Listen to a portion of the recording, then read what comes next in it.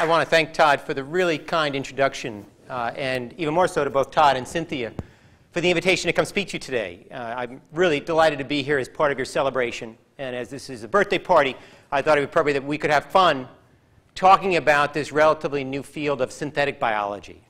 So this is a field that did not exist when your department was founded. And what I want to do is give you a feeling for what's happening in this field, where did it come from, what is my lab doing, and where's it going. And I guess particularly for the young people, I'll give you initially a sense of where did this thing start from. And my background's in physics and medical engineering. When I was a grad student, which was when your department was formed, I was studying human mechanics, human biomechanics, human locomotion. So I studied Rick Schiavi's papers. I studied all of them and was inspired by those. And I started my faculty career at BU in 1990 and set up a lab to study how people walk, how people run, how people maintain balance. And in the midst of that, through the 90s, we came up with a number of different things, including this idea that you could create vibrating insoles. So picking up on some work back in the day of John Wixwell, when we used to overlap on looking at noise, we had discovered that you could deliver small amounts of noise to neurons to enhance their ability to detect very weak signals. And with vibrating insoles, we showed that you could deliver very low amounts of vibration to the soles of subjects' feet and have them balance better. Perhaps most stunningly, we could take a 75-year-old and have them balance as well as a 25-year-old. And that really was the focus of my lab for the first decade or so. So the question is, how do you go from this to studying molecular biology as a bioengineer? And the story goes to about the mid-90s. This is Charles Cantor. Charles was one of the PIs for the human genome effort. And by around 1995, he was the chair of our department. When I joined BU in 1990, I was on research faculty. This had the downside that I didn't teach, but had the upside I never had to go to a faculty meeting. Well, at one of these faculty meetings, Charles and the rest of the faculty decided that they were going to pitch the Whitaker Foundation. So I know you just heard from Jack Linehan as part of your celebration yesterday. Jack was one of the leaders in the Whitaker. And it was this marvelous philanthropic operation that was setting up bioengineering programs and seeding efforts around the country. Charles and team decided they wanted to pitch a program that would train bioengineers to go from genes and proteins to cells to tissues to whole organs to whole body dynamics. So this is 1995. Now that's kind of the standard de rigueur around the country, including here at Vanderbilt, coupled obviously also with your biomolecular program in ChemEng. But it wasn't happening in the States at the time. They pitched the program as multi-million-dollar, and they made it to the finals, and they were going to be site visited. And the Whitaker Foundation liked to see early efforts that was being pitched. And Charles Gumby says, we're going to bridge these gaps to the students. So he called me in his office and said, Jim, we're going to be embarrassed. We have nobody bridging the gap. And he said, I know you're doing control theory of studying how people maintain balance. Could you do control theory at the subcellular level? Could you control theory on how genes are making proteins being controlled? He says, well, I know nothing about molecular biology. He says, that doesn't matter. And he said, I've got a system that I want you to model and to see if you can introduce control to make it tighter. He says, we've engineered a cell suicide system that is designed to gobble up stuff in the environment and then kill itself after it gobbled up all the stuff. But it's killing itself before it gobbles up all the stuff in the environment. It's too leaky. So could you model this, tighten the control, and improve it? So I'll give it a try. This is great. So he went over to his whiteboard, and he starts writing down these rate equations, and I'm scribbling away. And it's Monday, and as I'm leaving, he says, Jim, I'm so thankful. He says, oh, I forgot to tell you something. You got 4 days to come up with something. The site visit's Friday. So I went running back to the lab. I brought in our postdocs. We know nothing about molecular biology, cell biology. So two things of note. I know there are several really good modelers here on campus, and hopefully some young people studying this. The equations he gave us had no interesting dynamics to them. They basically just flat, nothing interesting. Second, they really had very little of anything to do with the system Charles wanted us to model. But we didn't know enough biology to make the change. So I went back to Charles on Thursday night, and I said, Charles, I'm sorry, we're going to have to punt. We gave it our shot. We have nothing. He says, no.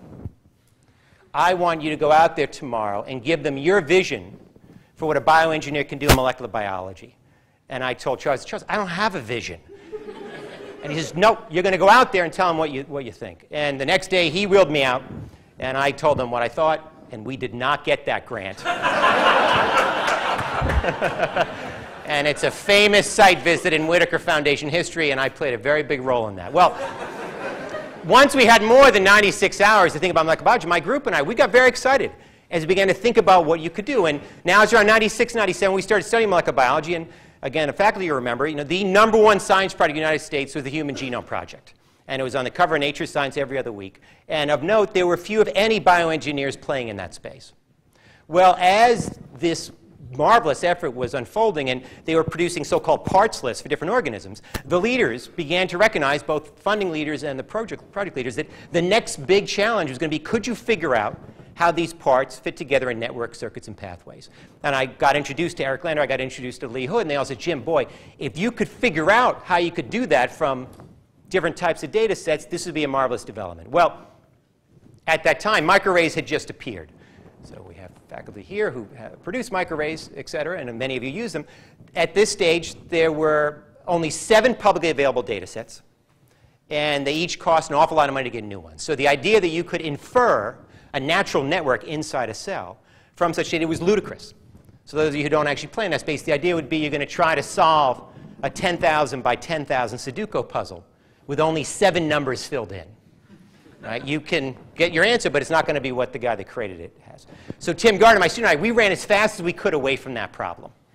And as many in this room can appreciate, there are 2 kinds of kids who become engineers. Right? They're the kids who take apart the stuff in your house. Right? They take apart your lounge chair. They take apart your radio. Rarely do they put it back together. Right? But in this age of keeping their self-esteem intact, you don't scold them. You celebrate their curiosity. Right? Those are the kids who become systems biologists. Right? They want to take stuff apart. Well, really, the more common kind of kid that becomes an engineer is the tinkerer, the kid that puts stuff together. So they'll go in your attic, they'll go in your garage, they'll go in your basement, they'll play with erector sets from my day, back when your program was started, or Tinker Toys, and now it's Legos. And Tim Gardner, who was a mechanical engineer out of Princeton and a star student of mine, we sat back and said, why can't we do this in molecular biology? And we came up with the idea that you could tinker or forward engineer circuits at a cellular level. And this helped launch this field that became known as synthetic biology. So what we said was, could we take inspiration from electrical engineering, come up with a circuit model, a schematic, model it mathematically? That's easy to do to start. We could actually understand some of that to begin. But then could we go find the parts? So instead of a resistor, a capacitor, an inductor, could you find a gene, a promoter, a terminator, RNA element that would be based on the circuit? And then could you create it as a plasmid or a construct, get into a cell and see if it functions as you designed it? Well, Tim and I sat back and cycled through many different possibilities over the course of about 9 months and zoomed in on the following as a circuit that we wanted to build. And our criterion was we wanted to have a circuit that was complicated enough that it would have dynamics worthy of analysis, but it was simple enough that we could analyze it and build it. And what we came up with was an idea of a genetic toggle switch. So this was based on the idea of a toggle switch or flip-flop, which is a very simple circuit used in electrical engineering that's a memory element.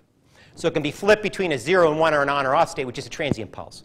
And so it's a memory element that, in fact, in the machines we all carry around, cell phones, PCs, iPhones, all these things, you have millions of these toggle switches inside these circuits, inside these underlying boards. How would you do this from a molecular biology standpoint? Well, what we're showing here is a schematic. You've got 2 promoters, so your on switches for your genes, that are constitutive. So they basically both want to be on. You set it up so they're driving 2 different genes, repressor 1 or gene 1, repressor 2 or gene 2.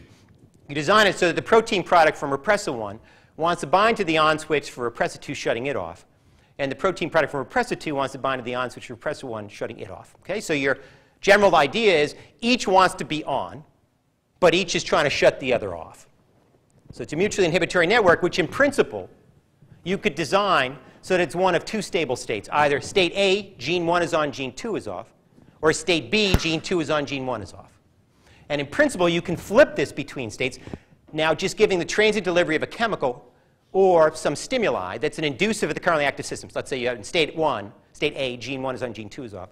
If you deliver a chemical that'll basically inactivate gene 1, this now allows gene 2 that had been kept up but wanted to be on to come on, produce its protein, and once that's at a high enough concentration, it can shut off gene 1. You can remove your inducer, and you flip states from state A to now state B. Very nice in the abstract. What do we do? Well, we started on the modeling side. So we started with very high dimensional, 2 dozen parameters, and basically zoomed down to the following 2 coupled ODE model.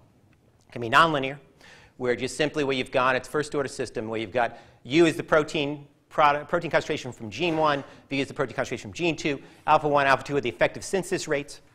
Right? You've got beta and gamma as a measure of cooperativity in the system. Okay? So it's for the non-engineers, non-mathematicians, you've got a differential equation. You can do these from various analyses. What we did was do a steady state analysis. So in steady state, you're no longer changing, so your rates is 0. Now you can actually look at this algebraically, where you can look at so-called null lines, which if you put in some nonlinearities, you've got beta and gamma greater than 1. If you now go into your UV phase space, your concentration space, what you have are these two sigmoidal nuclines. They're going to intersect at 3 different points, corresponding to 3 different fixed points. The middle one is that they're both on. This is unstable. Any little bit of jitter, boom, it's going to flip to one of the 2 other fixed points that are stable. This fixed point corresponds to state A, gene 1 is on, gene 2 is off. This corresponds to state B, gene 2 is on, gene 1 is off. Okay, very simple analysis. You get it from an undergrad course here at Vanderbilt. You can go further, maybe toward the end of that course or early grad course in dynamical analysis. You can do bifurcation analysis. We're on here, we're doing a very simple bifurcation analysis on that earlier model, which is really just a competing species model, wherein we can look at log-log plots of the effective synthesis rates to find the parameter spaces that would give you bistability versus monostability. Monostability means that regardless of the initial conditions, one gene always dominates. So you only have a state A. Say if gene 1 is a lot stronger than gene 2, no matter where you start, boom, gene 1 dominates and shuts off gene 2. Well, what we find is these regions of bistability versus monostability are separated by basically demarcations whose slopes are directly proportional to beta and gamma. So you need to have nonlinearity to get this bistability. Well, you can do further and see how much nonlinearity do you need. Well, if you do your modeling and now you're a grad student looking to get this done in a lab, do not pick only a little bit of nonlinearity. Right? You have a tiny little wedge of parameter space. You're going to be here for the 50th celebration of the department before you get your PhD if you go to the lab to try to find this. So come for the 30th, but go for a much larger one in space. So very nice set of analyses. And this was around 1998, and we didn't build this thing yet. And Tim Gardner and I went to talk to a bunch of different molecular biologists we knew to see what did they think. And so this is 1998. We print out our transparencies. We go over to their offices. We share this. And almost every conversation went as follows. Guys, what do you think? Oh, very cool. Very interesting. Do you think it can work? No. And we press them. Why not? And they says, well, you know, leakage. To get it tied off, you're going to have tight, you know, a true bistability. You're going to have tied off on both sides. It's very hard to get tied off in these systems. Be leakage. You're looking at very large plasmids. The system's not going to like that. They're not going to like having this in them. They're going to mutate. They're going to spit it out, et cetera. And invariably, they would end the conversation by patting us on the head and say, you know, guys, biology is complicated. Why don't you stick to engineering? And I'll come back to that. They were right in many ways, but we were kind of discouraged. We went to Charles Cantor and says, Charles, what do you think? He says, I got 2 answers for you guys. 1, crazy enough idea I think it can work. And 2, you guys are so naive, I bet you guys are the 2 that can get it to work. And with that endorsement, which I asked him not to put in my tenure letter at the time, he actually gave us a little bit of space in his lab. And briefly, what Tim did was he got in that lab and he built plasmids, learned through interacting with Charles's postdocs, targeting E. coli as their model organism, where he basically built toggle-based plasmids. I won't go into great detail, but basically designed 2 different types of systems. A chemical-chemical using TET and LAC that can be induced by tetracycline and IPTG, or a chemical temperature scheme where he's got temperature-sensitive CI. Okay, we can go through GFP's reporting on one side. Just briefly, these are actual experimental data on multiple versions of the chemical temperature toggle. Really, where he got this after 9 months, which back then was a short period of time, and today is still a short period of time in synthetic biology to work beautifully. Starts the system in the off state. So in the off state, LAC is on, CI and GFP are off. He whacks it with the inducer a few hours, can flip it from the off to the on state. There's a lot of heterogeneity, which I know is a big area of interest here in the BME department, and I'm sure also in the physics department. But then you can go from your on state, and these are stable. We've looked out many, many days. You can then go from your high or on state to your off by whacking it with heat shock. It goes from on now to off, and that's also stable for as long as we look. It has a very sharp switching threshold, in part because we have high nonlinearity that we put in part through cooperativity, both on having multimers as our repressors and also additional binding sites on the promoters. And this is manifested here, where we're actually just looking to see how it switches as a function of IPTG. So at low concentrations, very tight off, and then there's this tiny narrow band at which it would go from off to on. And we'll return to why that's important for, say, biosensor designs. You can look at the switching dynamics. In this case, it took about 6 hours for it to flip from the off to the on, primarily because you were basically looking for dilution of the IPTG-bound LAC through cell division in this scheme to clear that scheme out. This was a high copy plasmid, but going from on to off, it only took about 20-25 minutes because you're basically just looking for the heat destabilized lambda repressor to fall off the on switch, and now just the machinery of transcription translation to build up enough to now come on and switch the states. we got this guy now down to about 20, 25 minutes when we're on a single copy. So what do we do? Well, right after this work was published, Accenture spun out from Arthur Andersen, probably one of the better spin-outs in American business history, because after they did that, Arthur Andersen imploded on the Enron crisis. And as part of their announcement they were spinning out, they had these fluorescing cells that came up and then said, bacteria tested as digital circuit, now it gets interesting. And that's actually exactly what we had done. This was partly based on our stuff, although always be careful if you do go into the corporate world who you hire as your ad agency. These are actually enucleated cells, so it's not bacteria, but that's not a point. What we had done was we had taken inspiration from a simple memory element in electrical engineering and encoded it into DNA to endow now bacterial cells with memory that were programmable. And this is now 2000 that we published this, and you can envision maybe people think about, boy, is this opening up biocomputing possibilities? And at the time, there was a lot of interest in engineering cells. Could you engineer cells that could replace, say, the machine that Todd's carrying around? And in fact, we first presented this work at a DARPA biocomputing workshop in the fall of 1999. As I'm going through transparencies, the room was, yay, the BU guys have done, we have a biological toggles, woo. And I said, okay, wait a second, everybody. And I showed that last slide. I said, it takes 6 hours for this thing to flip. Psh, all the air went out of the room. Why? Well, for the switches in Todd's machine, it takes tiny fractions of seconds for every one of those to flip. This takes 6 hours. So if you're going to use your E. coli computer to surf the web, well, 5 days later, you'll find, oh, yeah, winter just hit Nashville on Wednesday, right? Not the way to think about it. But if instead you think about biocomputing as programming cells to do interesting functions, that is the dominant theme right now in synthetic biology. With Hideki Kobayashi and Mads Kern, we got very excited just briefly about how you could do that, where you could basically take these synthetic circuits as modules that you could pop in and out of your cell, interfacing it with its input or output pathways to create cells to do different things. And briefly, we've done a whole range of applications, but one that we're very excited about is we, for example, developed whole cell biosensors. So we could take these switches, couple them, for example, to the DNA damaging sensing elements in bacteria to have incredibly sensitive DNA damage-based sensors. You can envision, and we're doing this, coupling it to heavy metals, coupling it to detecting other pathogens, coupling it to detect nasty and other various chemicals. And briefly here, you can see it has a very tight off state, which you want, low false positives. And it actually responds in a very graded potential to, in this case, different concentrations of a nasty DNA damaging agent, mitomycin C.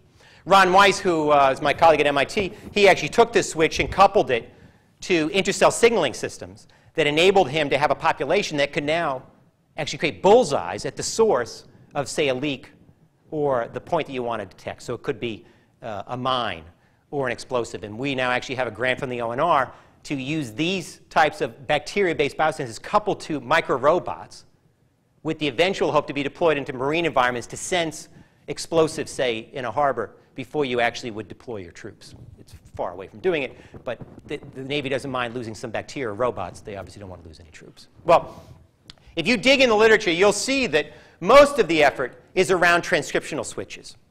So most of the effort is trying to figure out how you can engineer proteins to interact with DNA to have other expression states turned on or off. What's happened in the last few years is a big push toward RNA-based sensors. And we got involved just a few years ago with Farron Isaacs and Dan Dwyer, who were my students at the time, where they came in and said, okay, could we engineer a riboregulator? So what you have here is kind of the typical way for bacterial gene expression. A polymerase will come along, dock along the system, produce an mRNA, where now your ribosome binding site will come on the ribosome binding site, chug along, and translate, produce a protein. Farron and Dan sat back and said, okay, we're bioengineers. Could we engineer a cis-repressed sequence so that when the mRNA is expressed, the cis-repressed sequence will bind the ribosome binding site, blocking it, preventing the ribosome from docking, chugging along, and producing a protein. Okay, so your initial state for your switch would be cis-repressed elements, no protein.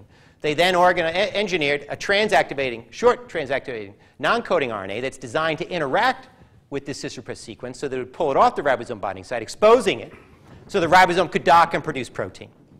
Nice in the abstract. Here's actually predicted structures they came up with using M-fold. Here's a cis-repressed element. Blue is your ribosome binding site. Here's your stem loop for stability. You have some level of complementarity. Here is the cognate corresponding transactivating RNA. And here's the predicted interaction with the exposed ribosome binding site. This is our negative control. Here's a positive control. No cis-repressed element. Sorry, going the wrong way. we can get about 96 to 98% repression, which is incredibly high in bacteria, but we can tune it up well above that state, which actually gives us a very fast sensor of the order of about 5 minutes. It can give us a rheostat, so you can go from effective true off to very high. So for the non-engineers, a rheostat would be like a dimmer switch in your dining room. Right? So you can be, this is your Valentine's Day dinner, this is your RO1 renewal, night before. Right? So you can go from very low expression to very high expression. And it's a sequence-based scheme, so you can actually engineer thousands of different possibilities of these that in principle don't interact. And so they can operate simultaneously inside a cell. And one of my students, Jared Kahlura, showed he could do this. He could actually did it beautifully with 4 different ones where he could actually redirect flux inside an organism, which has significant biotech applications, which I'll allude to in a second. And like with most things in synthetic biology, it's highly modular. You can pop in whatever gene you want or whichever promoter. Well, when you now start thinking about putting biosensors in the Vanderbilt campus or in somebody's body or engineered organisms even in a bioreactor, you can imagine you're going to start getting concerns. Right? And this is what's happened in synthetic biology. Synthetic biology is about 13 years old. And there's an awful lot of ethical concerns. They're worried about that the engineers like myself are mucking around in molecular biology labs. We don't know what we're doing. Right? So the worry is that the Collins lab is going to create a Franken-microbe that, God forbid, will escape his lab and eat Fenway Park, right? Which would mess up tonight's game in a big way. Well, for those of you who track this field, as with many kind of new fields and fields that kind of capture the imagination, there's a lot of hype around synthetic biology. So related to that, there are many, many, many, many, many more newspaper articles and magazine articles than there are original research articles. For young people, if you want to get in this space, you can get your whole arm around the whole literature. Well, as if the hype meter couldn't get any higher, Craig Venter, my friend and colleague, entered the field in May 2010. This is not Craig. This is a magazine cover on Craig's work. So for those of you who remember, Craig in May of 2010 announced in Science that he had created an artificial organism. What he had done, which was a great technological feat, was he had taken an extant genome of a mycobacterium that he had sequenced. He synthesized it, put in a few watermarks, and transplanted it into a related mycobacterium and rebooted it so that that bug began to replicate. Brilliant development. But it got presented as that he had created life. And the media took up, there were 1,500 articles on it. Craig had the Pope and President Obama commenting on his work on the same day. Peer review, I've never had peer review. I hope I never have. Well, this obviously generated a lot of interest, and we'll come back to that in a minute. But we as bioengineers, we do want to engage in those discussions. I went to a liberal arts college, taught by Jesuits, so I appreciate the philosophical and ethical discussions, legal, and I'm not belittling that. But as an engineer, we also took hold of the situation and said, okay, could we program our bugs so that they were programmed that if you were going to put in the environment or put in somebody's body, that they had an expiration date? So could you program that to count? And then after some number of cycles, number of days, they'd commit cellular harikari. So what we initially did was program circuits to count. So with Ari Friedland, a student, what he came up with was he took those RNA switches that he showed you and just very briefly created daisy chain cascades. So what's a daisy chain cascade? It's basically a series of switches that are in an off state, but the first guy is primed to respond to the input. If it sees the input, it flips on, primes the next guy downstream, which when it sees the input, it flips on, primes the next guy, et cetera. It's as if you're going to run down the hallway, opening each door, and you've got to open each door to get to the end of the hall. Okay? Well, he programmed, engineered these so they could count to 2, count to 3. These are the schematic, but these are actual data. So these are data after just 1 pulse. You see a broad response after the 2 came in. Here's the 3. Here's the broad response after 3. Tim Liu, who was a student at the time, designed a separate switch where he used recombinases. Similar to daisy chain cascade design. So recombinase, in this case, he's got a chunk of DNA where now the downstream element is off. When it sees the recombinase gets flipped on in the face of whatever the stimulus to be detected, that chunks out the DNA, flips it, puts it back in, and now the downstream guy is turned on. That primes the next guy, et cetera, so you can count up to whatever you wanted. Tim had these guys count up to 3 with very low leakage. Interesting, the switch I showed you before operates on a 20 to 40 minute time scale, whereas this operates on about a 10 to 20 hour time scale. So the first guy could be nicely coupled to a cell cycle, and the back guy to a light-dark cycle.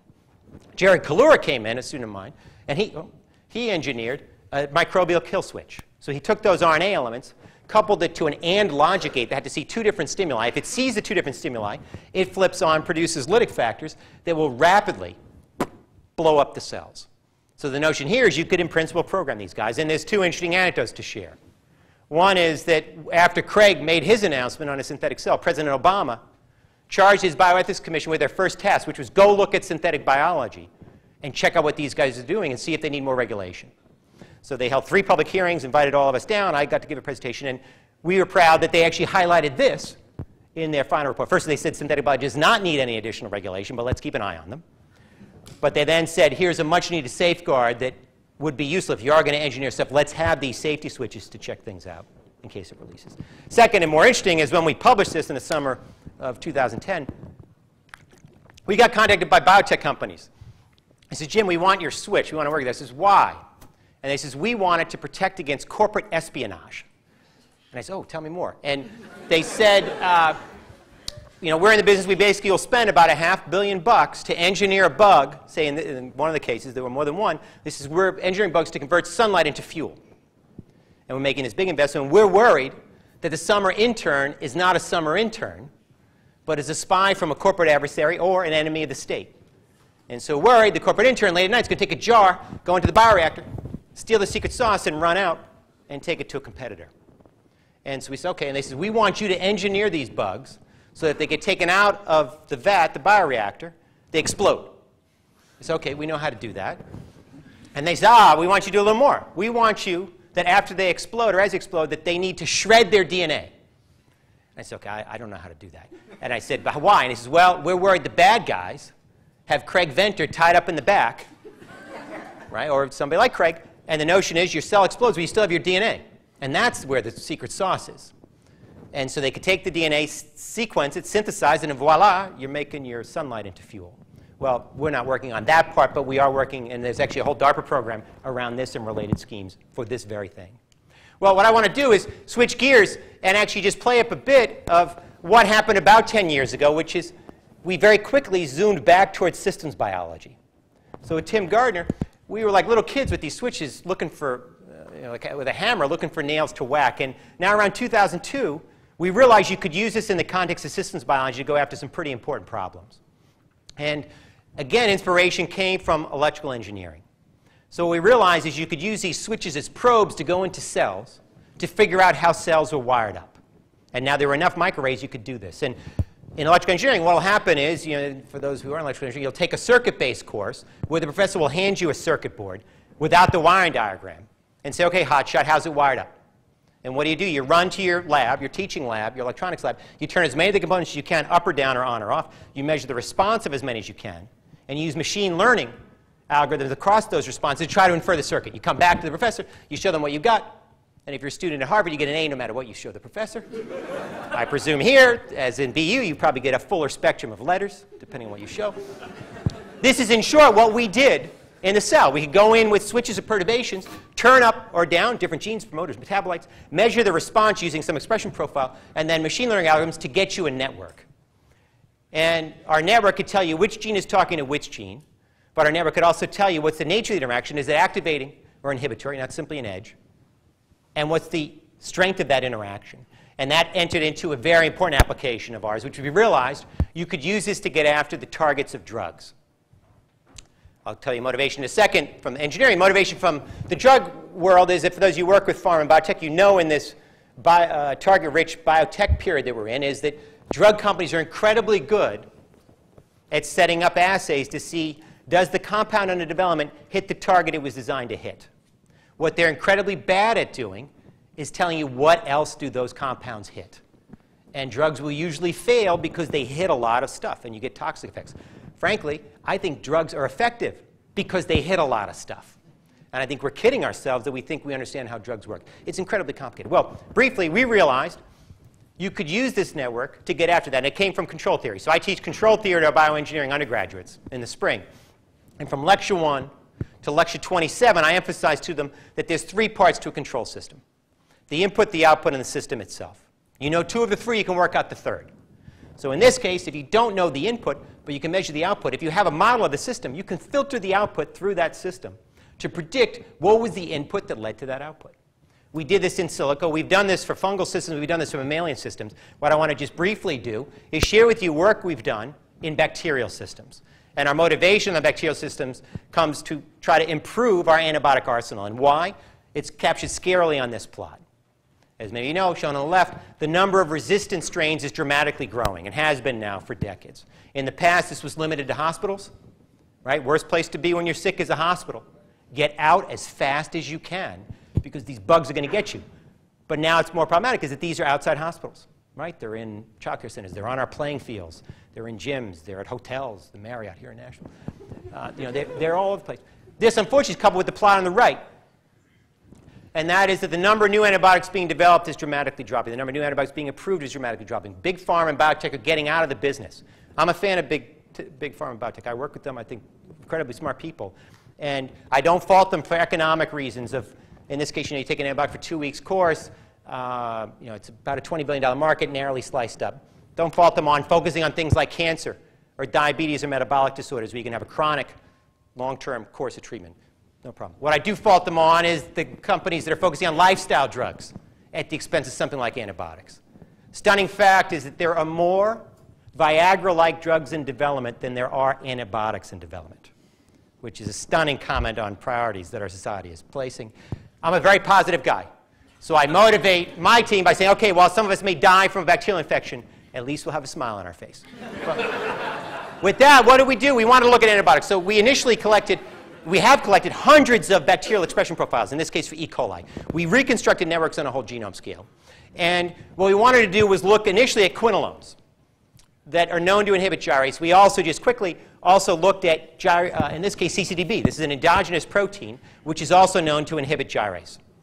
Okay? So we came in, used our RNA switch to control the expression of it, to analyze what was happening. And with Dan Dwyer and Mike Ohansky, we then looked to see, with quinolones, again, the thought was it inhibits gyrase, blocks replication, the cells die. A little more complicated than that, but it inhibit this essential process, et cetera. What we found was that in addition to that we saw the DNA damage response going up for both the quinolone and CCDB. The oxidative damage response network was substantially upregulated, as was the iron uptake utilization network and the iron sulfur cluster synthesis network. Dan went in, did a series of genetic and phenotypic follow-ups, and basically uncovered that in addition, or in response to this direct drug-target interaction and the resulting damage, that they were inducing an oxidative stress response in the cell that involved alterations to respiration iron homeostasis, leading to the production of damaging reactive oxygen species that contributed, did not account for all, but contributed to cell death. Mike Ohansky, a brilliant MD PhD student, sat back and said, OK, if this is happening for quinolones, is it happening for other classes of antibiotics? And you've got, for example, aminoglycosides, like gentamicin, tobramycin, that inhibit protein synthesis. Thought was you inhibit protein synthesis, essential function cells die. You have beta-lactams, penicillin, ampicillin, that block cell wall synthesis. Thought was that essential function accounts for all the death.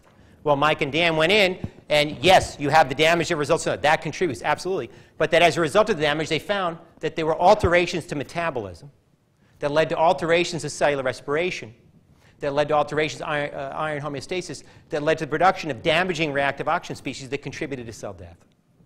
And so as bioengineers, we sat back, OK, if all of the different antibiotics are damaging DNA as part of the killing, not the full account of the killing, if we block the cell's response to the DNA damage, could we boost the killing efficacy? And so we came in and knocked out REC-A, which is the on switch for the DNA damage response for E. coli, and it could boost the killing efficacy of these three different classes 10-fold to 1,000-fold.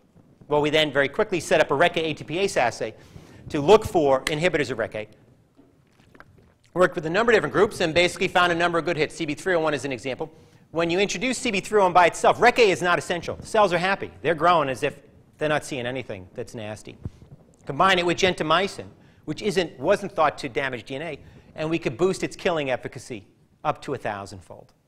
So our hope is these types of engineering approaches, looking at the cell as a system, and not simply looking at the drug-target interaction, but also the cellular responses, is a means that we can boost our antibiotic arsenal.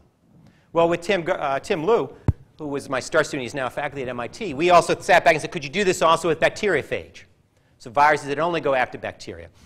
And briefly, what Tim did was said, could I have a lysogenic bacteriophage? So this is just going to go and express the protein. It's not going to explode a cell. Okay? Overexpress LEX-A. So the DNA damage response in E. coli works in that REC-A will sense DNA damage. It gets activated. It'll then cleave LEX-A, which is the repressor transcription factor that keeps the system off. When that gets cleaved, boom, the system comes on. So Tim reasoned that if he could overexpress it, keeping the system off, he could potentiate the antibiotics. And when he looked at the 3 different classes now, he could get from 100-fold to 10,000-fold boosted killing with this engineered phage. More stunningly, he could actually resensitize resistant strains to the antibiotic to which they had grown resistant. So by shutting this off, and we can talk in the discussion period, what does that mean from a biology standpoint?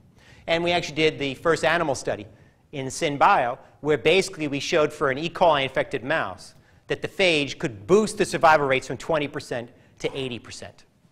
And of note on this, we got immediately contacted after we published this by the U.S. Army and Walter Reed Medical Institute, wherein they came to us and said, you know, we really want to work with you guys. The soldiers coming back from Iraq and Afghanistan have nasty skin wounds that have resistant bacteria, basically cyanobacteria, that our antibiotics are not working well. Will you work with us to engineer phages to specifically go after those to boost our arsenal? And Tim is leading that collaboration. We're participating, and we're very hopeful we're going to get something to help these young people who are coming back after helping serving the country. Shifting gears slightly, we also got excited about looking at biofilms. So what are biofilms? Many of you have heard of these. These are communities of bacteria that are surrounded by an extracellular polysaccharide matrix. Okay? They attach to a surface. The plaque on your teeth is a biofilm. The stuff on the side of a ship is a biofilm. The gunk in your sink is a biofilm. Why biomedical engineers are interested in biofilms is twofold. One, that bugs in biofilms are about 1,000 times more resistant than free-swimming bugs. Two, these bugs like to form biofilms on anything we put inside people's bodies. So if you get a knee replacement, a hip replacement, a pacemaker for your heart, a pacemaker for your brain, which you may need at this point in my talk, your number one risk now is not the surgery. It's that you're going to get a biofilm infection. So in the case of a hip, if you get a recalcitrant, tolerant biofilm infection, what do? They open on your artificial hip. They open you up. They remove your hip. And you sit in the hospital for a week or two to clear the infection. Then they put a new hip in. Right? No, thank you. I'd rather attend a faculty meeting. And so we sat back and said, okay, as bioengineers, could we go after this? And what Tim and I came up with this idea that you could engineer phage to address this problem. And what I'll give you a 30-second phage 101. Remember, you've got your phage here, right? It's a little lunar module. Okay, it'll dock onto the bacterium. It'll blow its DNA into the bacteria. Right now, it can follow one of two paths, either lysogeny, which is what we had for that first one. We had the antibiotic booster, right, where it tucks its DNA into the host genome. It might produce a protein, use up a little bit of resources, but not too much. Right? So it's as if you have a nice house guest. Right? They're there. They eat some of your food. They hang out. You don't mind having them there. Or you can flip on what we did, is we engineered these guys to be lytic. What's in a lytic mode? It's as if you invited a bunch of college kids to your house. Right? What do? They eat all your food, they reproduce, and they explode your house. Right? So in lysis, these guys will make multiple copies of themselves, and then they lysis cell. Now you've got n number of these guys that can go after further ones. Well, this has been tried before, but the challenge for the phage is they can't penetrate beyond the upper layer of the biofilm. And so we engineered the biofilm, engineered the phage, so they'd express on their surface initially enzymes that could break down the biofilm, exposing more and more bugs. And this worked brilliantly. Just schematically, we've got here a gunked up biofilm, biofilm plate in our lab. Here it is treated. Here's a control, untreated biofilm. Give a lot of ampicillin, strong antibiotic, 20% drop. A lot of cellulase, active enzyme, you get about a 50% drop. Unmodified phage, pretty good, 70%. But we got greater than 99.99% eradication of the biofilm with these engineered phage.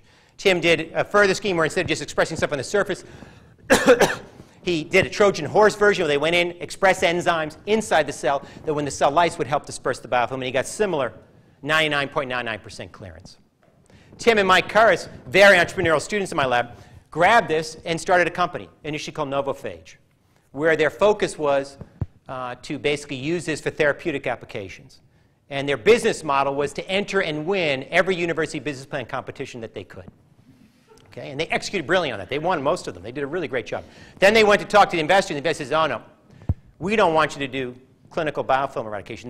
The regulatory barriers are too high, and really, phage is not that well accepted. We want you to go after industrial biofilms, HVAC systems, paper mills, bioreactors, air gas pipelines, which have major biofouling. And they raised millions of bucks on this, on the understanding from the EPA that it would only take about 3 months to get clearance for their phage system. They went back to the EPA after they had some scheme, and they went, I think they rocked on the wrong door, and they said, oh, no. You guys aren't the 3-month one. You guys are engineering these things? No, you're in you're in the 18, 24-month pile. And you know what?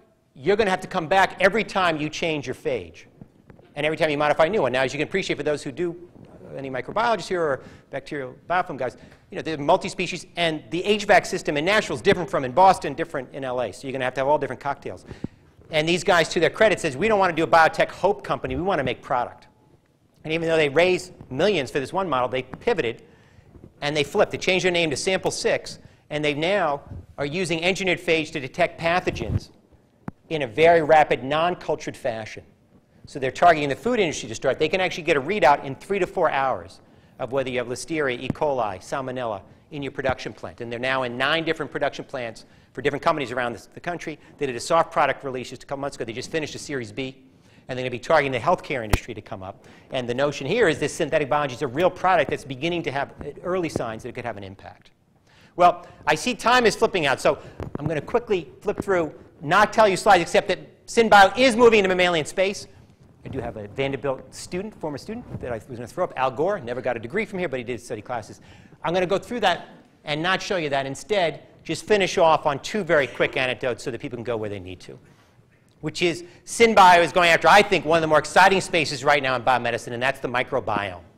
It's the idea that we are populated by a lot of other organisms, right? The notion that we have 10 to 100 more bacterial cells in our bodies than we do mammalian cells. And you've got many more viral systems than that on top, including phage.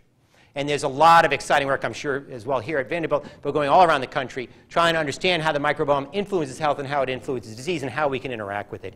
And SynBio, synthetic biology, is starting to step into that, and we are as well, of how you could reprogram stuff. And for example, we're working with the Gates Foundation on engineering probiotics to sense and respond to different pathogen infections, and specifically, for example, cholera.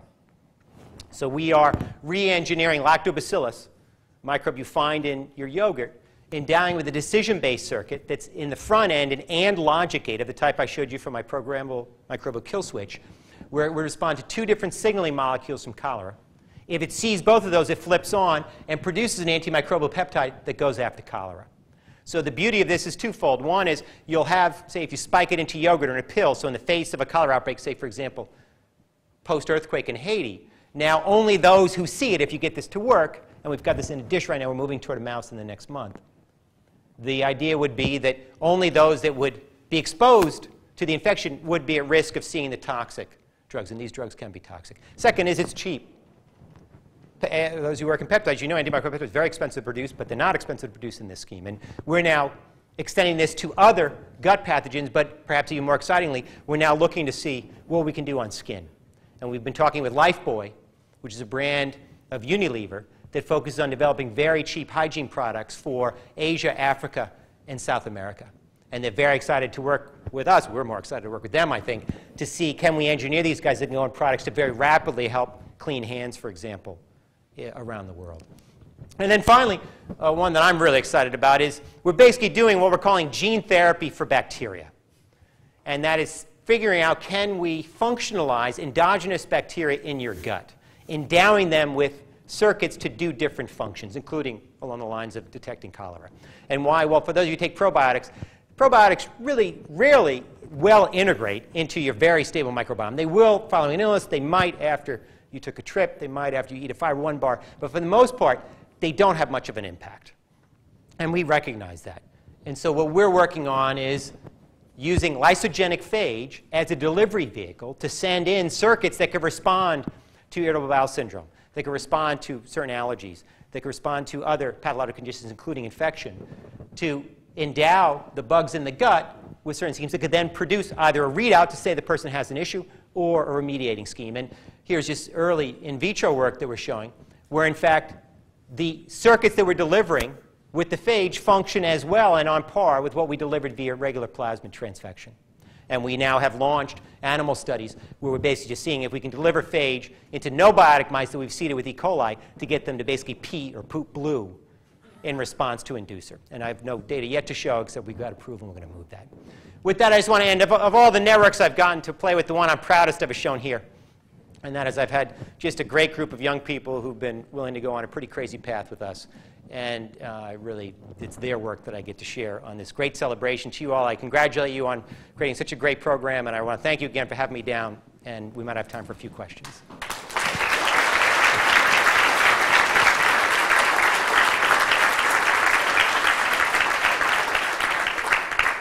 We certainly have time for a few questions. Yeah.